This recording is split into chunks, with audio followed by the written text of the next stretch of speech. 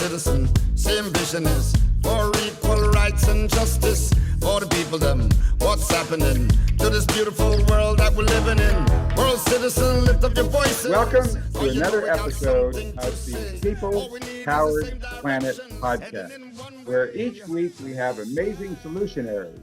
While there are so many other films and programs and podcasts focusing on all the terrible, horrible things going on in the world, and if you thought that was bad, it's even worse.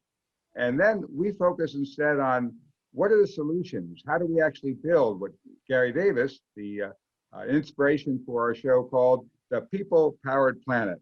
And today, as our guest, we have a very special good friend and a really leading light in the area of nonviolence, and that is David Hartsough. And today we're going to be discussing his book, Waging Peace, and it's the global adventures of a lifelong activist. If Gary had an amazing story, here's another person with an incredible story that I think can help inspire us all. Let me just start right in with your childhood. I understand that when you were 7 years old, bullies were pelting you with snowballs, not just ordinary ones filled with rocks, and they were blooding your head. How did you respond? Well, I was, I think, just in probably second or third grade in Iowa, and I had to walk through a park on my way home for lunch, and a bunch of guys, it was in the winter, and a bunch of guys made some ice balls and began throwing them at me. And some of them hit my head and I got a little bloody, and I couldn't understand why they didn't like me. And I'd heard my dad talking as a preacher in church, talking about loving your enemies. And so I just thought, well, I guess these guys think they're my enemy. So I said, well, I don't have anything against you guys. I just like to be your friend. And they threw a couple more balls, ice balls, and got tired. I wasn't doing anything, throwing things back, and so they quit. And later became some of my good friends. I understand you even ended up giving one of them one of your precious possessions. Yes, we had gone to the Pacific Southwest and some of the Indian country, and I had a letter opener with some kind of a turquoise jewel in it, and I gave it to one of the guys. And my mom got quite upset that I'd given this precious thing away. So I thought, well, these are my friends. Well, I remember back in those days, and we were told to, people were much more aware then than they are right now of the incredible danger of nuclear war. And so we were told to crawl under our desks and put our head between our legs and stick our head down. And as one of the posters said, kiss our butts goodbye. That's not what the school thought. So I refused to do that, got sent to the principal's office. I said, have you seen the pictures of Hiroshima? It's going to be Washington, D.C., where I grew up. This school's not going to be here. But anyway, what was your reaction when you were told to do that, duck and cover? Well, I actually in Iowa and Ohio, where I grew up in high school, we didn't actually have to do that. So I can't personally say, but I do know that in grade school, when the principal of the school ordered all of us to come out and march around the flagpole to show our loyalty and allegiance to this country, I said, I can't march. I'm not going to march around the flagpole. And the principal, in front of all the other kids, got very upset. This is the United States of America, and you're not willing to march around the American flag, show your respect. And I said, I'm sorry, I don't, I can't march. And it was like in military formation. And she says, I'm going to call your mother. And I kind of thought, oh, that's too bad, but she'll stand with me. And she left and came back and said, your mother says you have to march. And I was very deeply hurt, but I marched. And I got home that afternoon, and my mom, she had never called my mom. And that was not only my beginning of publicly expressing my belief as a world citizen, not as an American citizen, but my principal lying to me to get me to march around the flagpole. Really, it helped me learn to question authority. So it was a very important lesson. I don't know if I learned anything else that important that year. Well, I'm glad school taught you something useful. Well, when you were 15, you warranted an FBI file. What made you such a dangerous individual? We lived, by that time we lived in a little town named Tangy, Pennsylvania, near Westtown School.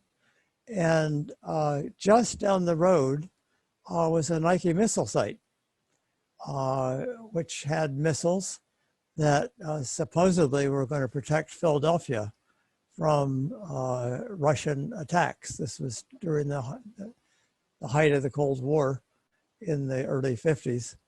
And a bunch of us young people, and I think I was 15 and I was the oldest in the group, decided at Christmas time to have a vigil and fast for 3 days at this Nike missile site, saying, pointing missiles at other nations is not the way to get to become safe. And so we actually did some training and practicing, and had a press person, and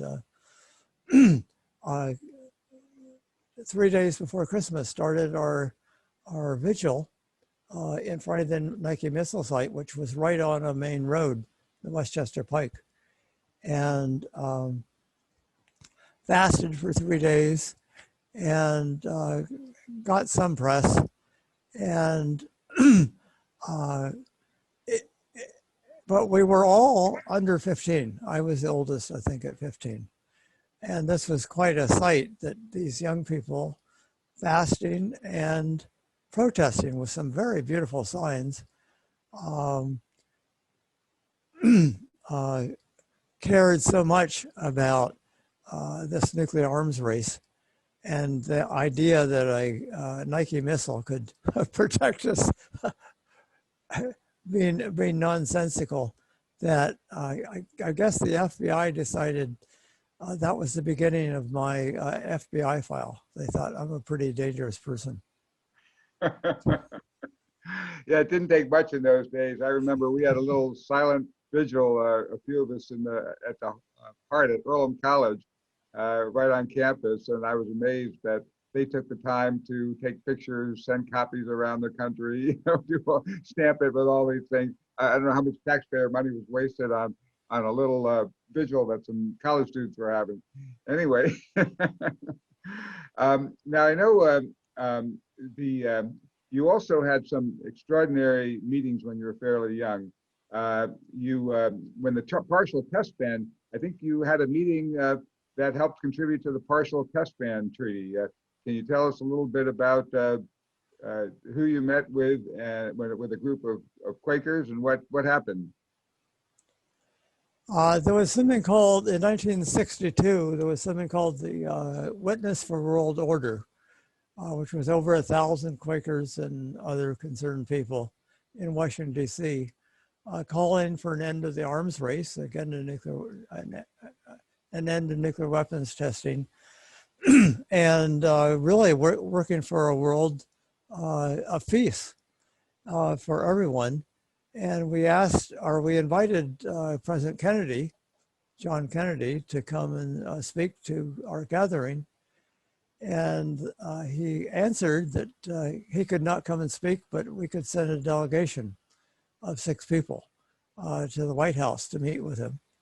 So as a token young person, I was just barely, I was almost 22 at the time. And we spent about 35 minutes with the president, appealing to him to challenge the Russians to a peace race, to stop our nuclear weapons testing as a symbol of our goodwill. And China was starving. Millions of people were starving to death. And we encouraged him to, we were spending hundreds of millions of dollars storing food in caves, I think in Kansas. And we said, well, instead of costing taxpayers money storing this food, why don't we give it to the Chinese? And he said, do you mean feeding the enemy? And we said, yes, that's exactly what we mean. He had been reading he was very, very attentive. He was sitting in his rocking chair, and the 6 of us were 5 of us sitting around in a circle, and he listened. Here was the president of the United States, not pontificating about how important he was, but listening to what we said. And he said, you know, the military-industrial complex is very powerful in this country. And if you're going to really be able to have an impact, you have to build a much more powerful movement to pressure me to do what I'd really like to do, to really help our country move toward having a peace race with the Soviet Union. And that he had been reading a book on the origins of the First World War. And everyone was arming to the teeth.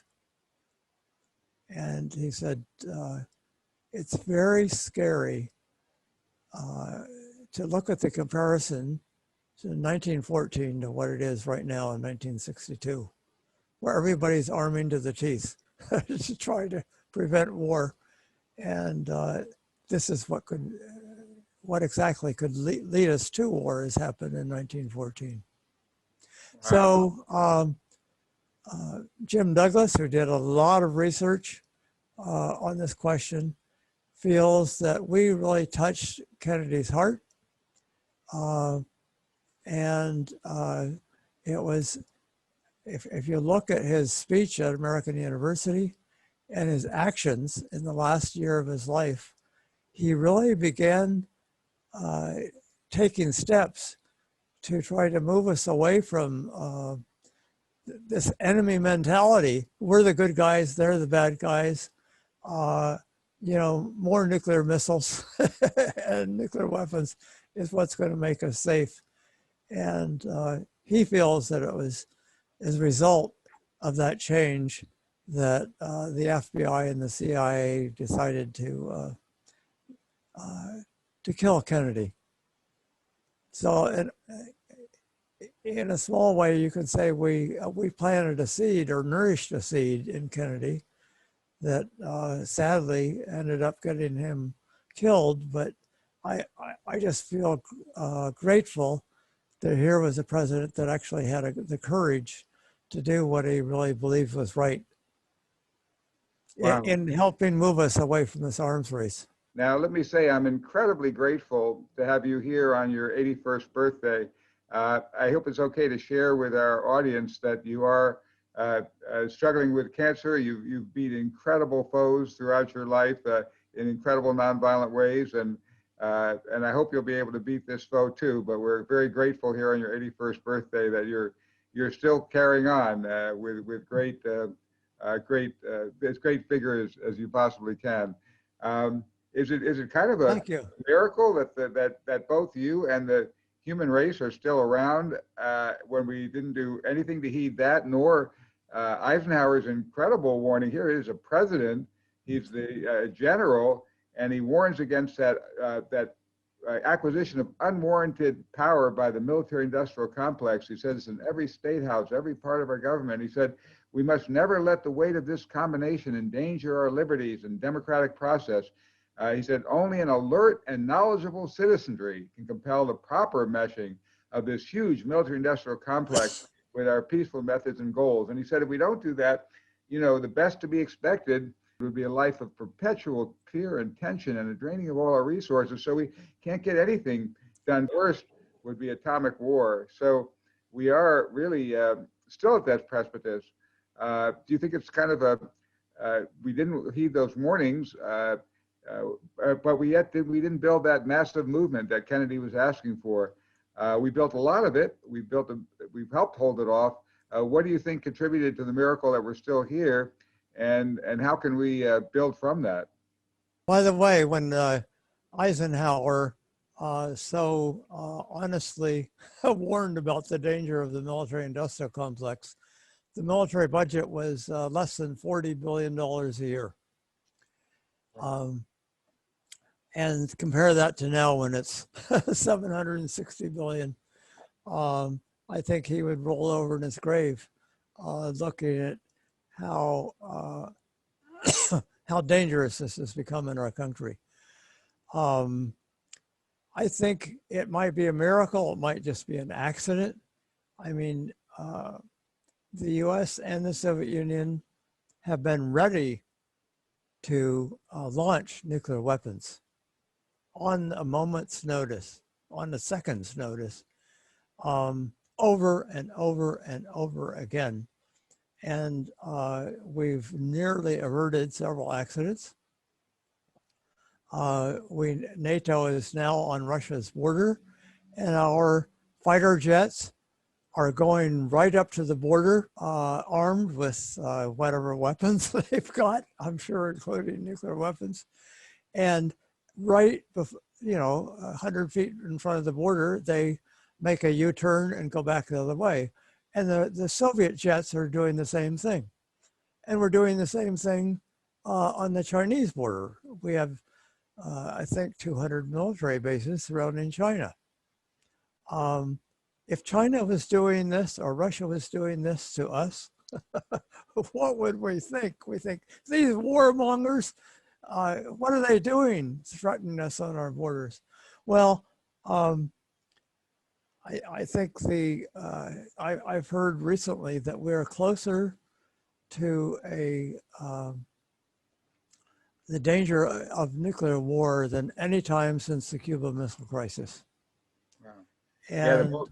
And the American people are totally ignorant of this. This is all happening, out of our sight.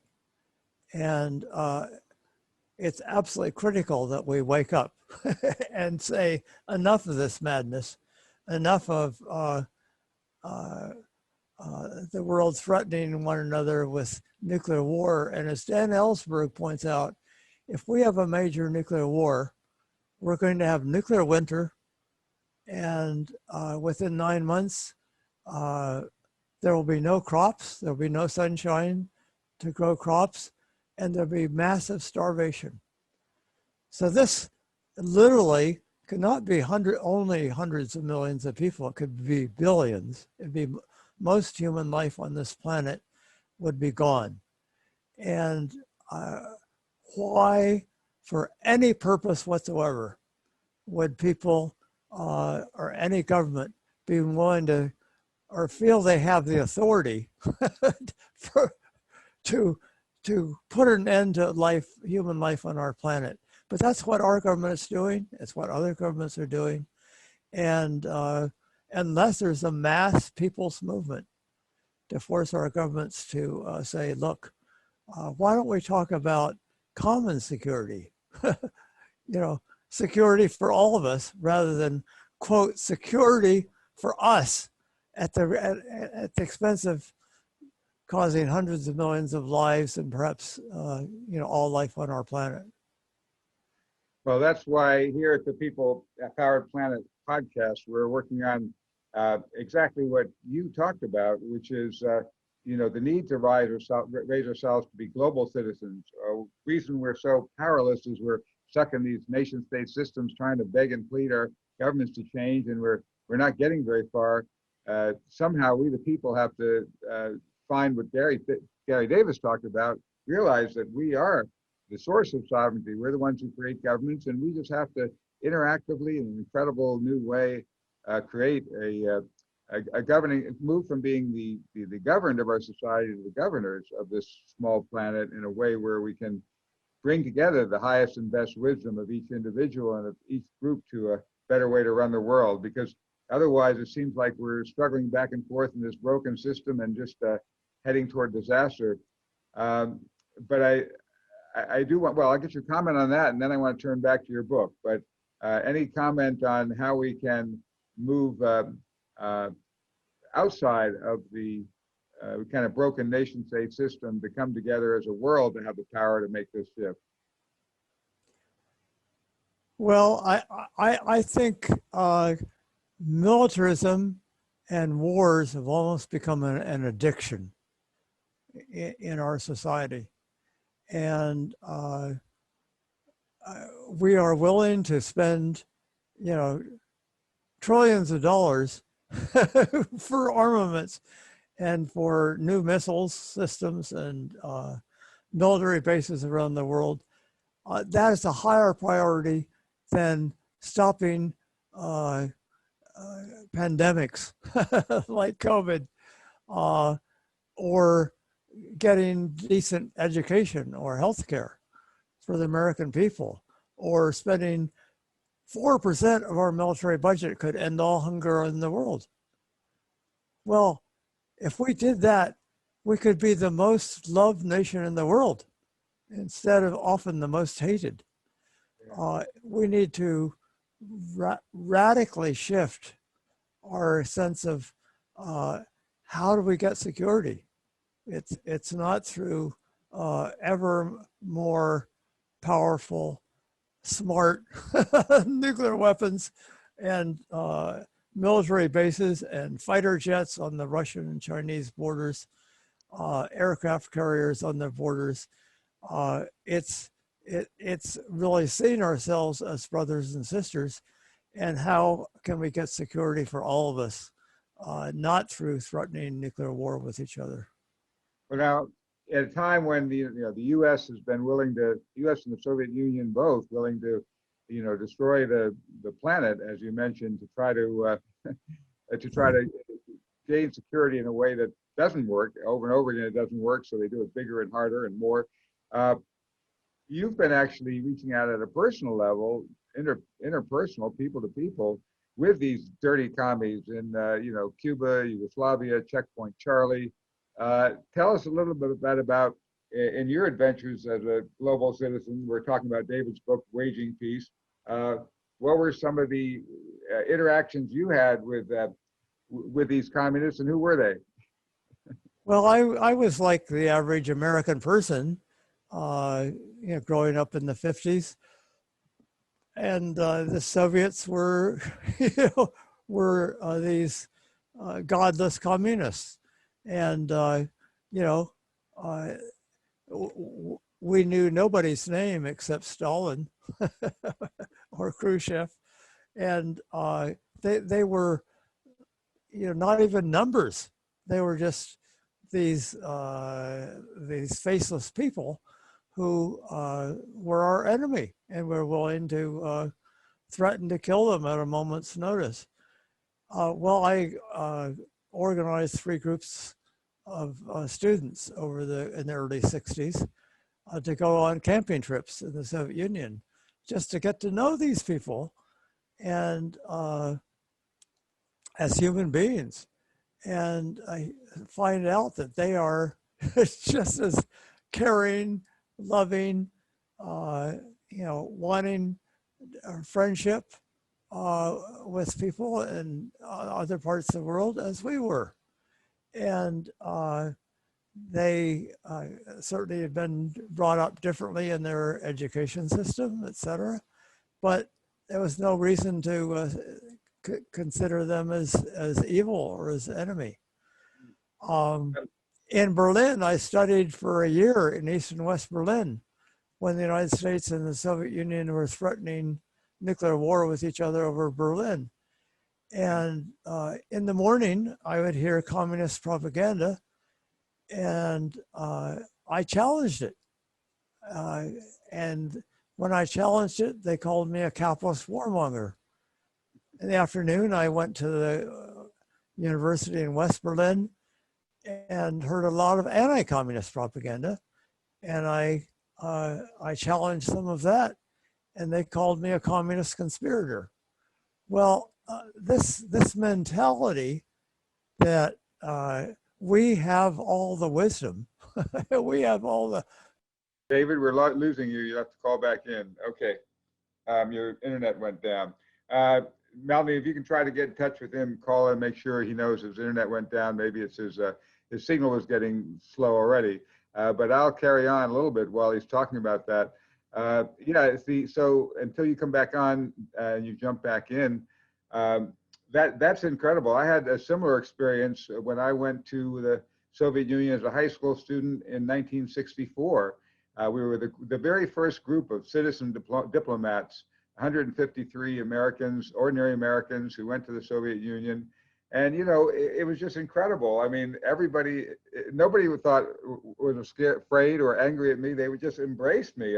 Yay, there's an American here. Let's talk, do things. And the young people would want to get American clothes and Beatles music and blue jeans, and you know, we could see the oppressive government system where we were always watched and so on. But at the same time, we saw the people were just ordinary people. I thought, you know, we want to blow up the world over these people who just want American music and blue jeans. You know, it's crazy.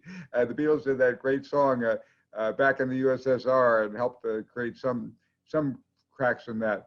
But somehow there's this incredible statement by George Kennan, who was one of the architects of the first Cold War, that, you know, before the Soviet Union disappeared, he said, if the Soviet Union were to disappear, we'd have to create and find a new enemy. We have to feed this incredible military-industrial complex that Eisenhower and Kennedy warned about.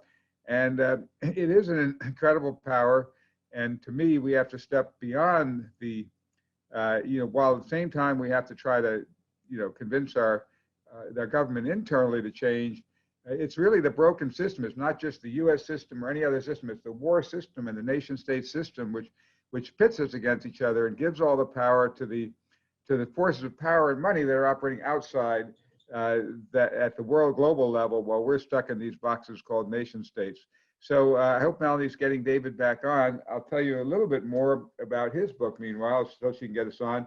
And by the way, I'm just so incredibly grateful that he's taken the strength and energy to do this, because he is struggling, battling cancer, and we've so put out our hopes and prayers that he'll beat it. But this book is a book really, really worth getting. You can find it online, Waging Peace, Global Adventures of a Lifelong Activist. And it talks about, not only his childhood experience, childhood experiments with nonviolence, as we talked about, after he met with the president, he met with the king, Martin Luther King, and he was part of a lunchdown, sit down counter with him. I'm looking to see if he's coming back on, and he's done incredible things in terms of, he was a blockade of bombs heading to Vietnam, and he also had he was also a part of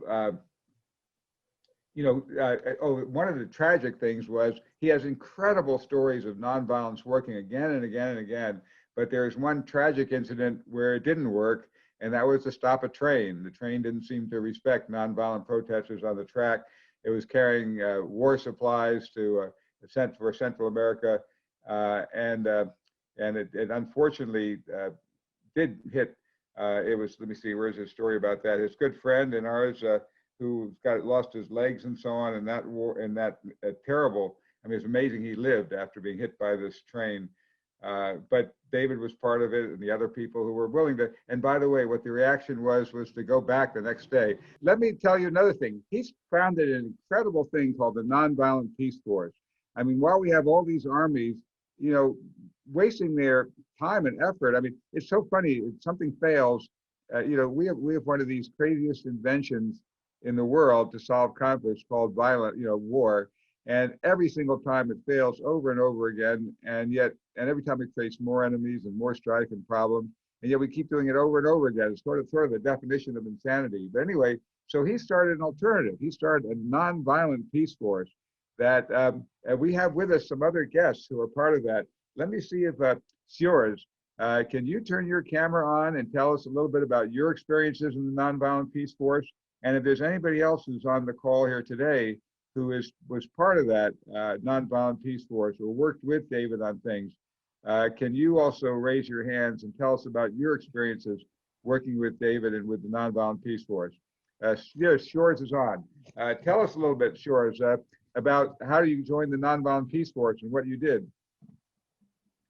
Yeah, well, there was in '99 a peace conference in The Hague where David and two other brothers came up with the idea that if Gandhi is having such great ideas with this Shanti Sena, then we need to build this in reality.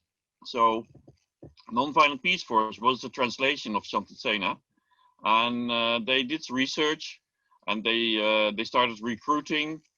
They chose a country where we could work properly, like people from like 30 different countries should have the possibility to get visa in that country. And so Sri Lanka was chosen. And we were invited by the local peace movement or the national peace movements in Sri Lanka to come work. So 15 people were trained, and I was part of the second batch. Another 15 people were then divided over the 5 different locations in town where we would work in groups of 5. And it was very mixed, like people from the north and the south, people from all religions. We were as many men and women.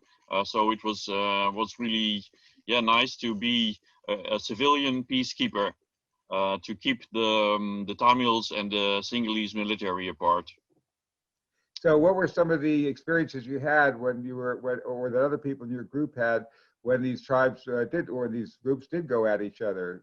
How were you able to be a nonviolent peace force?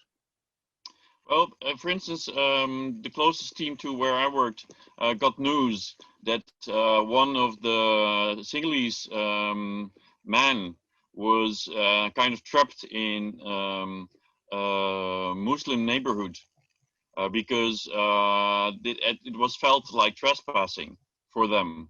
Like we don't want the enemy here. And so the other team went into that village and was asking around, like, how are you doing? And like they knew that there was this brother in danger, even for his life. So, but they managed to get in contact with him, and then they kind of talked about it, and the brother was still alive, like he was safe after we intervened. And we intervened also for like 100 underage soldiers. They were trapped as children, and we escorted them into their parents' villages back after negotiation with the Tamil Tigers. So those are just 2 examples. David may well explain better because he's back online. Oh, David, you're back. Okay, I'm glad your internet's back. We took a little time to talk about Nonviolent Peace Force. Okay. He explained a little bit the origin and what they did in Sri Lanka. What beyond Sri Lanka, what are some of the key successes that the Nonviolent Peace Force has had? I think we've had hundreds of volunteers in South Sudan protecting civilian populations. We have had people in Iraq protecting some of the refugees. This is all non-violently, of course. We have people in Burma. We have people in the Philippines, in Mindanao. I actually personally visited with both the vice president of the Philippines at the time and with the vice chair of the MILF, the Muslim or Islamic Liberation Front, and was invited by both of them to bring a nonviolent peace force there to help enforce the peace agreement between the Muslims and the government. And what they were worried about was the radicals on either side that might want to break that peace agreement. So I think that we have been able to save thousands of lives, hundreds of thousands. Well, I'll say thousands. I think that the United Nations and even the U.S. government are beginning to understand the importance of unarmed civilian peacekeeping as being even more effective than any kind of armed intervention. That's our greatest success. Good for you. That's so powerful. Well, you know, one of the things that, by the way, I noticed in the chat that Daniel Tweed, if I pronounced that right, talked about Free Pizza Day, that Bitcoin, pizza's taking on Bitcoin, and they're giving away free slice of pizza to celebrate that. Of course, there's big environmental challenges with Bitcoin, and there's others that maybe are more energy efficient. But the key thing that's interesting about that is that it used to be that we thought that only nations, you know, you can only have French currency, American currency, national currencies. And then people like Gary Davis said, well, wait, let's create a world currency, the kilowatt dollar. And other people began to think outside the box. And people said, well, I don't know, could you really do it? And then these cryptocurrencies took off, and nations sometimes try to outlaw, to repress them, and so on. And now suddenly they're all jumping in. Pizza Hut and the big people are jumping into these cryptocurrencies that are beyond the nation state system. And, you know, I think the same thing goes in the political sphere, that, you know, we're stuck in these boxes called nation states, and we think we can't create a new system.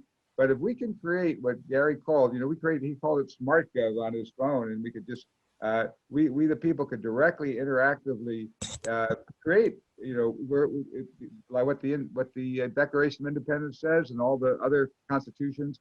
It says it's the right of the people to institute new government. We institute our own new government at the global level and enforce it through nonviolent peace force, consumer power, boycotts and boycotts, where we, you know, go to the store and scan products and don't participate in the companies that violate international world law. World law is a step beyond international laws. World law from the people. You know, this to me is the only hope for containing this. Internally within this nation state system, we're too stuck in the forces that are pitting us against each other. What do you think, David, of that idea of moving into global government, not waiting for governments to come to agree to do it, the people taking the first step and seeing if the governments don't want to follow? Governments and corporations all say, me too, once we do it, like they're doing with cryptocurrency. First they fight it, then they say, me too. I think we need to move way beyond the nation state. I mean, just like, why should the people of California fight the people of Nevada? Because maybe we have some differences. I think in Europe, you know, 2 world wars have been fought, and you know, millions of people were killed. Now they have a European Union and a European Union parliament. that represents all the countries of Europe. Well, why couldn't that happen on a world scale? Why don't we say war is an outmoded way of resolving conflict? It hasn't worked.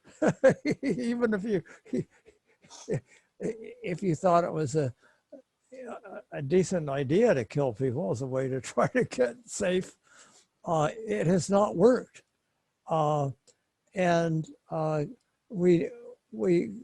The United Nations is certainly a big step in the right direction, but we really need a institution that's representing the people, not nation states who are representing, quote, national interest rather than the concern of the people. I mean, most Americans don't want any endless wars, but our governments keep fighting endless wars. Well, I think most people in the world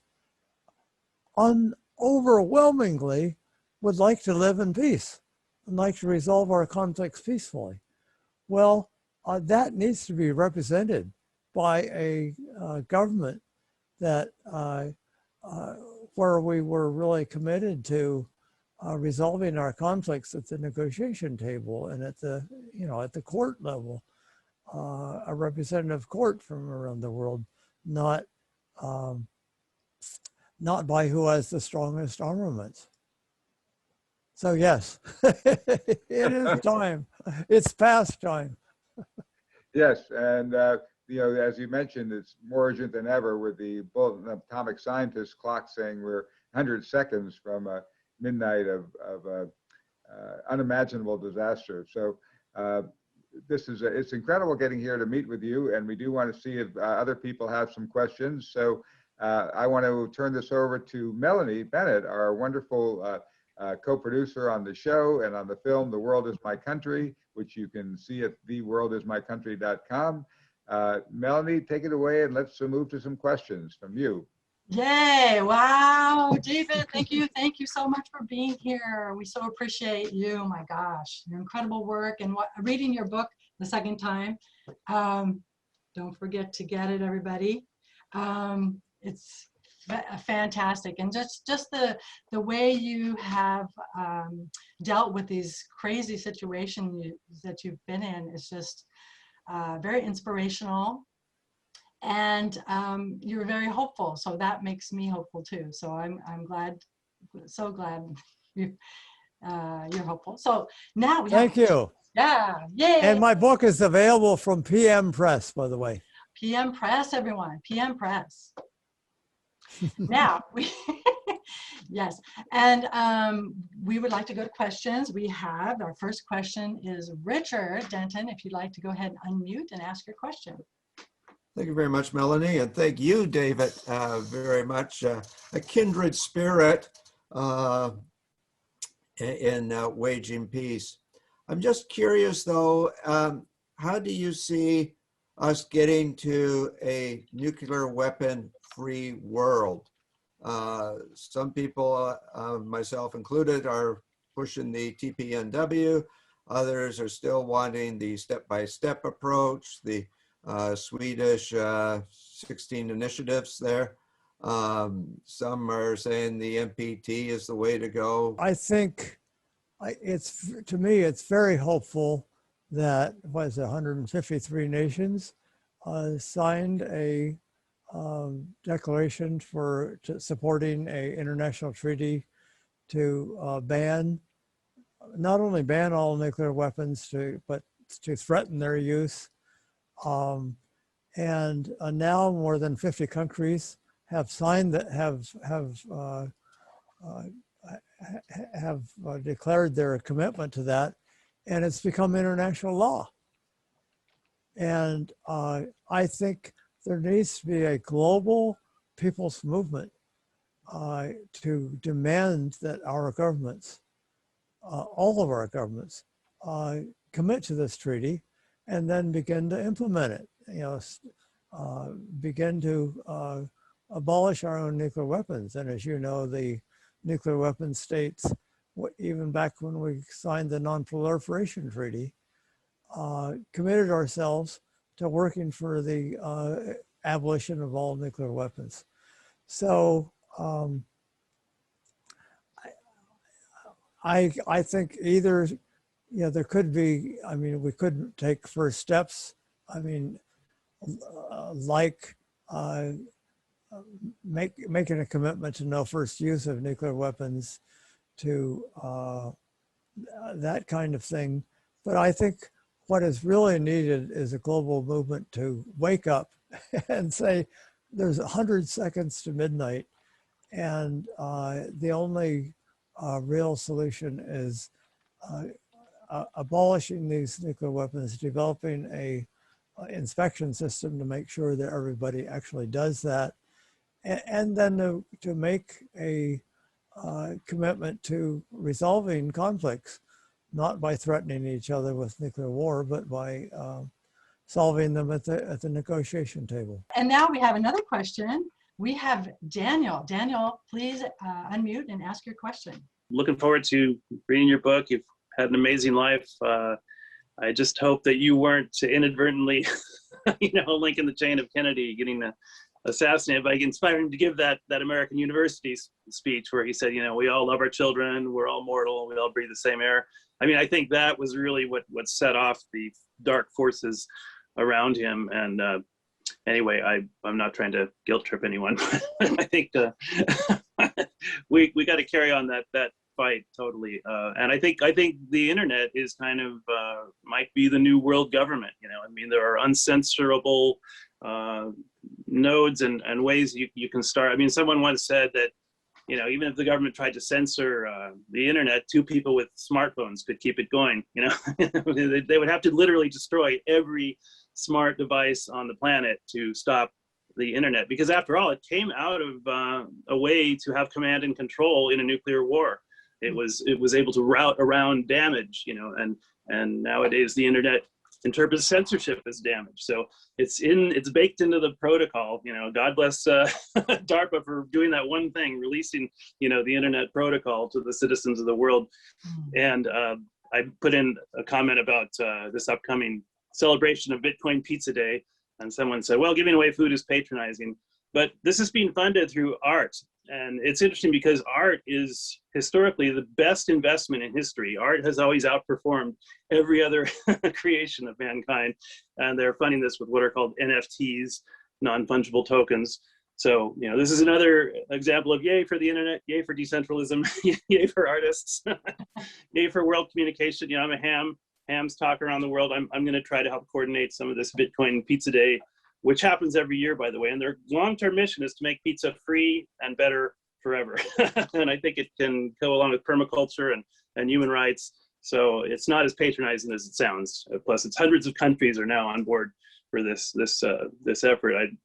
The link is in the chat. But do you think, David, that the internet is kind of representative of the world, the looming world government, or world order of civilization? Could that be the secret sauce to doing all these great world peace civilization goals? I think that the internet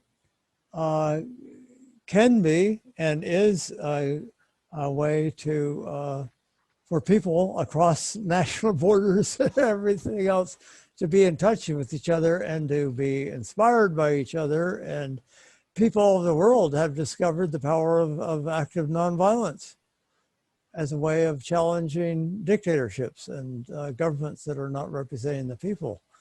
But we have also discovered, and Trump has certainly discovered, how to use the internet to try to manipulate people into warmongering and accepting lies as truth. And I think however many million people it is, 40 million people that still believe that Trump won the election. The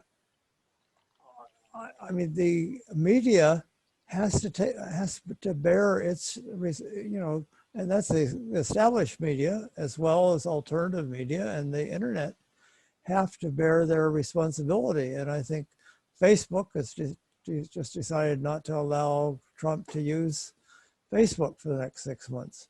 Well, I think that's a good sign I think somehow the internet should not be allowed for people to foment hatred or violence or lies, you know, against one another. If it's to be a means of communication and, you know, positive communication rather than hatred and the racism, the we and they kind of attitude. Some people might call it censorship, but I call it just good sense.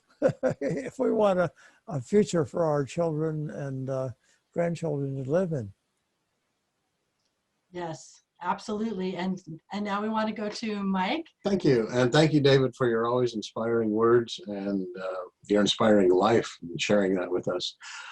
A question I have is, you know, we always hear that, at least in this country, we have such a culture of war.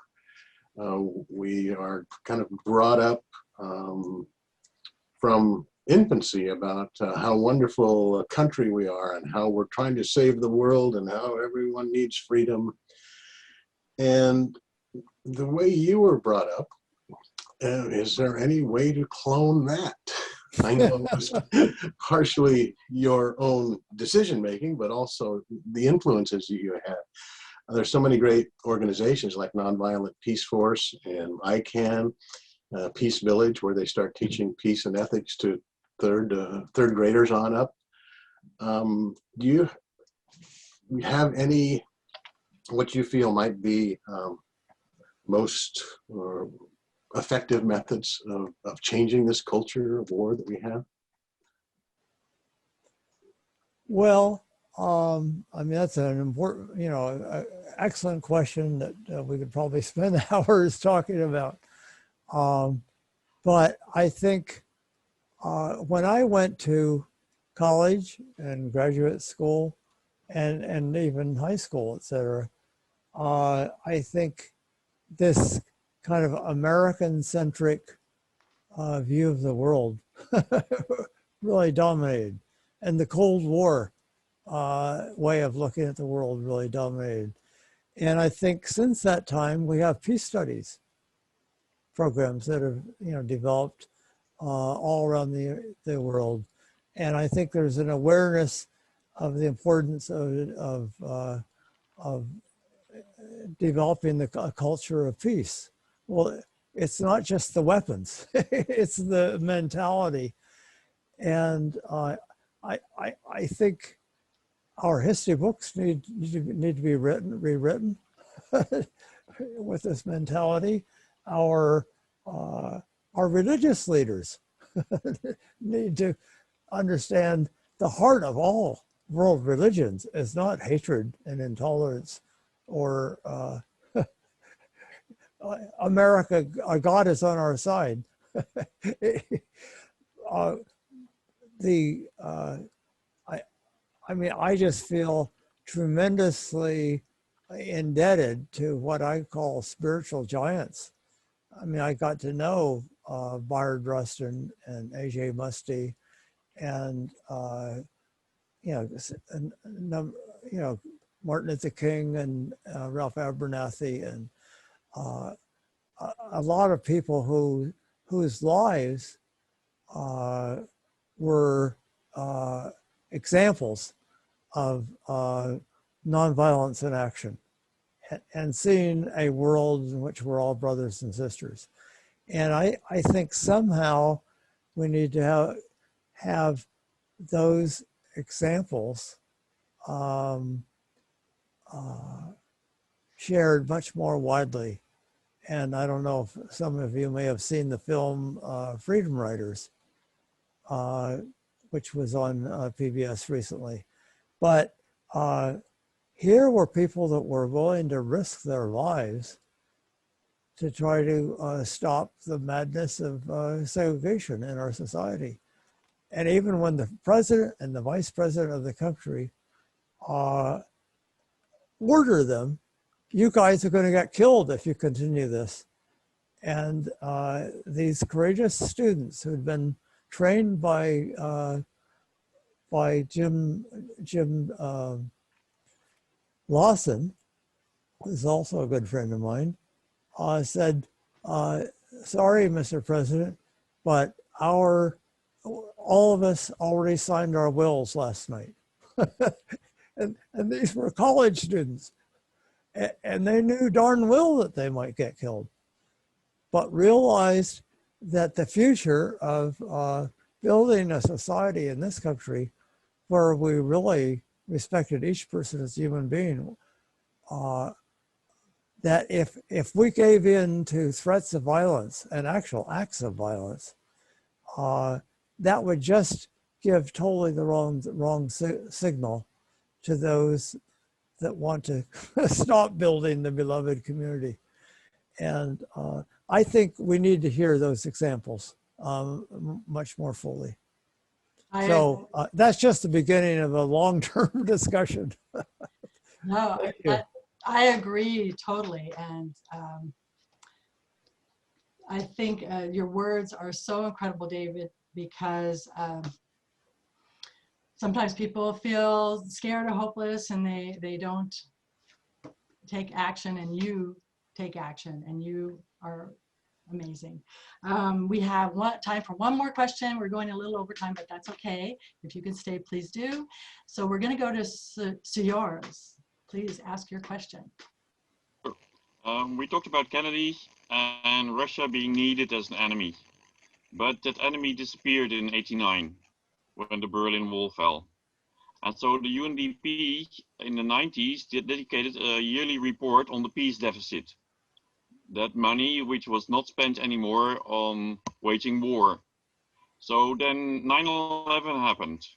Was that meant to choose Muslim world as a new enemy to secure the interest of the military-industrial complex, please? So the question is what again? Where was 9/11 meant to secure another eternal enemy in the interest of the military-industrial complex? I think quite possibly yes. I mean, I think even before 9/11, the mentality in this country of well, I think the idea of American hegemony. Now there's not two great powers, there's one great power. And we are going to declare, I mean, we didn't call it that, but you know, the whole world is an American empire. And we were going to have 800 military bases around the world, and we were going to, quote, keep the peace by sending the Marines and the special forces and even drop bombs, you know, when necessary, in order to keep the empire healthy and keep those resources coming to the United States so we can have consume 7 times our share of the world's resources, et cetera. I think 9/11 was just it was a very convenient opportunity to get us back into that mentality of, oh, these people that killed 3,000 Americans, you know, we're going to war for 20 years, bombing and making totally impossible to live a decent life for the common people of millions of people in both Afghanistan and Iraq, and in the 7 Muslim countries that we are and have been bombing. Do you believe in conspiracy or in coincidence? Well, I think the fact that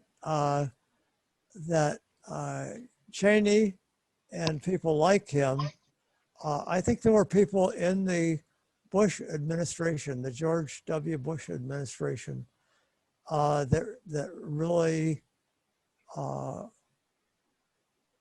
wanted war with Iraq, and actually even with Afghanistan, had full-blown plans of how to fight these wars.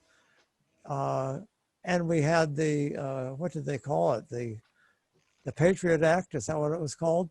Which was passed by Congress 3 days or so after 9/11. Well, somebody and some people had been doing very important building the groundwork to how we're going to manipulate the American people into fighting these wars.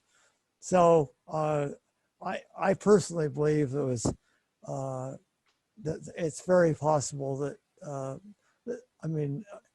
that there were people in the government that at least knew that 9/11 was going to happen, and we're going to use that to get this country on a full war footing again. Yes, Thank you. yes. Yeah, you kind of have to push people to war, and you have to lie to them and make that happen because it's not in our nature. And so we're tricked into doing it and killing each other. So that's the key thing is we gotta. All wars are based on lies. Yes, yes, yes. One of my shirts says, truth is the first casualty and the rest are mostly civilians. Yeah.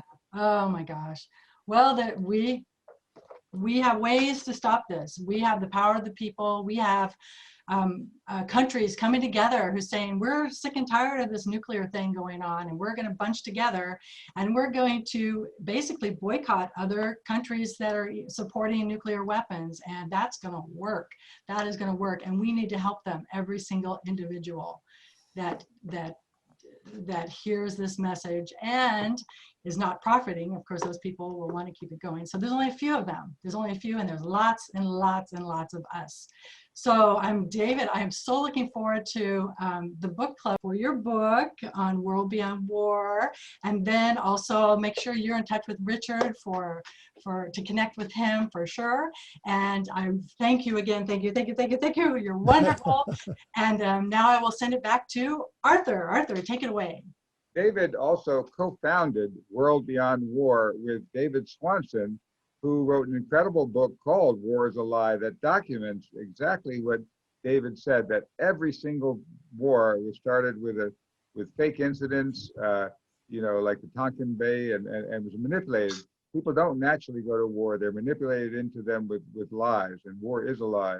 And so it's powerful to not only look for David's book, but go to World Beyond War and sign up for their incredible newsletters and information that David's helped start. He started so many things that are having ripples throughout our society. So we, of course, all visualize that David, as he's beat other incredible foes in very violent situations, will beat this one.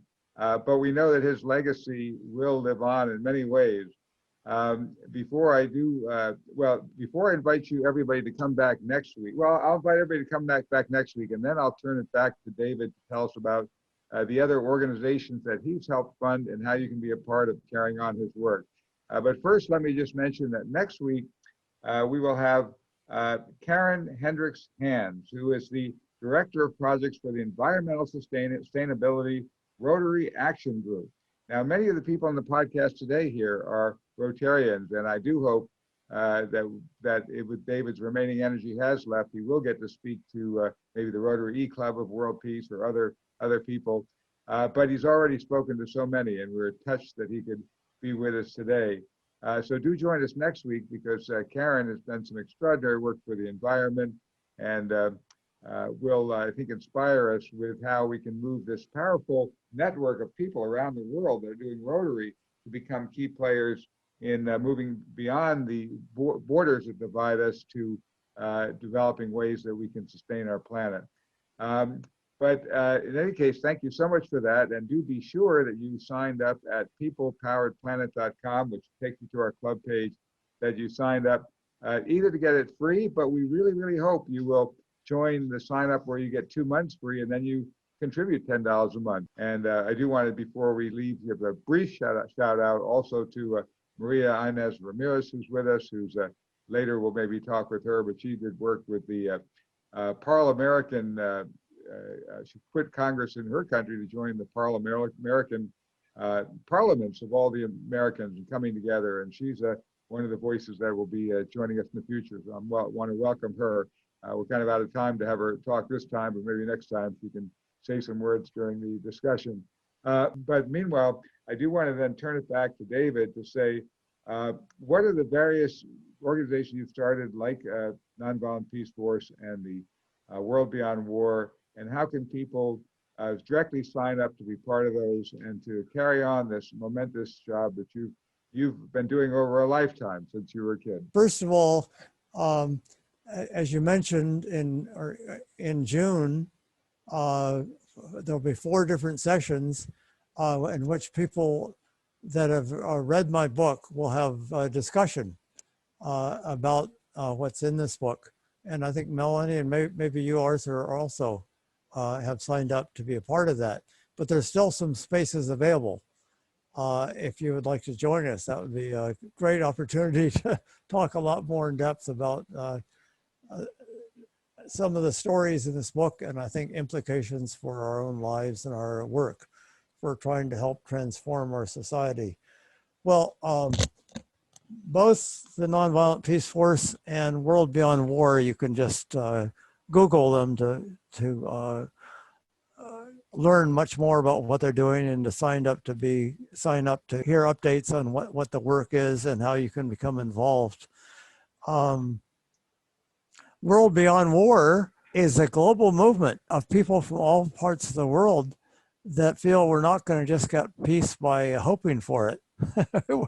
We're going to have to build grassroots movements all around the world to try to stop this madness and turn us on the path to working or to committing to working for peaceful means to resolve conflicts. And there's just lots of excellent books, and there's podcasts, and there's a World Beyond War discussion group where you'll see people from all parts of the world are putting good articles and materials on there. And I think we need a sense of community to make this kind of massive change ahead of us.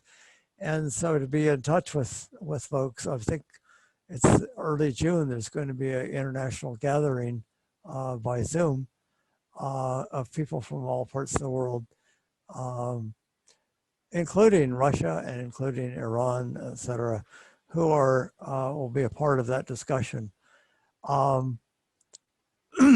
And there is, you can sign a declaration of peace where you commit to working to end all war. And I think hundreds of thousands of people have signed that commitment. The Nonviolent Peace Force is a living example that we can resolve conflicts peacefully, and we can help make the space where local peacemakers and local human rights workers can continue their work to create that peace by having international people there present with them. And over and over again, we have discovered that having a sense that the world is watching can really make a very important difference in saving lives. And as I think I mentioned, both the United Nations and the US government have now acknowledged that unarmed civilian nonviolent peacekeeping has an important track record. And we would eventually hope that the whole world could see that instead of sending Marines and special forces and whole regiments of armies or nuclear weapons as a way of trying to help resolve conflicts. Let's use nonviolent intervention. So it's, I think, the last 20 years now, I think we've built some, begin to build that examples that this can be powerful, and that needs to be continued and grown. And to the extent that we have the millions of dollars to expand this, the faster that can happen, the faster the whole world will understand that unarmed civilian peacekeeping is a much more effective way to intervene. Just as the world, I think people all over the world are discovering the power of active nonviolence, and building nonviolent movements is a much more effective way of challenging governments that don't listen to the people. Thank you so much, David. We're so honored that you've joined us, and we are looking forward to have everyone join us next week on May 19th on another episode of the People Powered Planet podcast. Until next week, this is Arthur Kanigis saying, have a fabulous week, and keep up all the good work that all of you are doing for a more peaceful world. World citizen, lift up your voices. Oh, you know we got something to say. All we need is the same directions, heading in one way. Thank you for watching. Please subscribe to our channel and like this video.